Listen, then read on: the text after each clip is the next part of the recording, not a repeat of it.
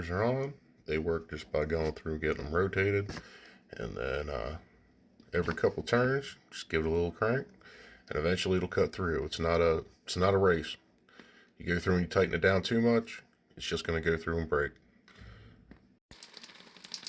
Well, that side's cut.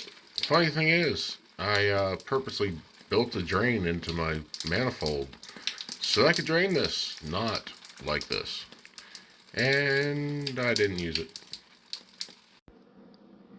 Alright, we got that copper pipe cut down. You can see right here, that's where it broke. That's what happens when water freezes inside a pipe. For this, we're going to be just using SharkBites. We only need this little section repaired. So, first thing we're going to do, get those bad boys lined up. You're going to come down to the other end, and you're just going to put mark. Doesn't have to be absolutely perfect. Alright, you're not building a rocket ship. Mine's just a little bit off.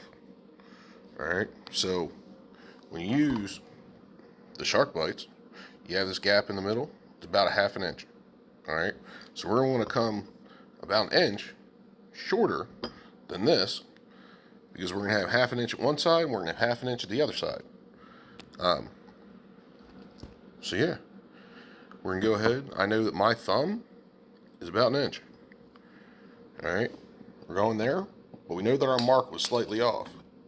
So I'm going to come to there, and we're going to be right about perfect. Alright, let me get this cut real quick, and be right back, and let's get this thing up in the... Alright, real quick, we got the got that PEX cut.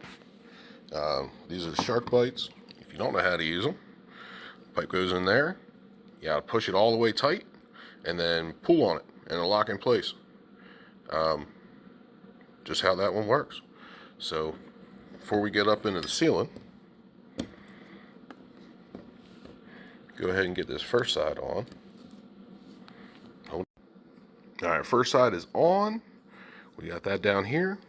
Let's put this one on together. Now that I got a little worked out for the one hand, he's gonna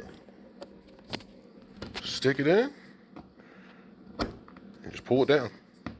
Alright, then when you pull up, you can't go nowhere. Now, unfortunately, I wasn't able to do that one one-handed, but that's how it'll look once it's fixed. Gotta make sure it's tightened up a little bit.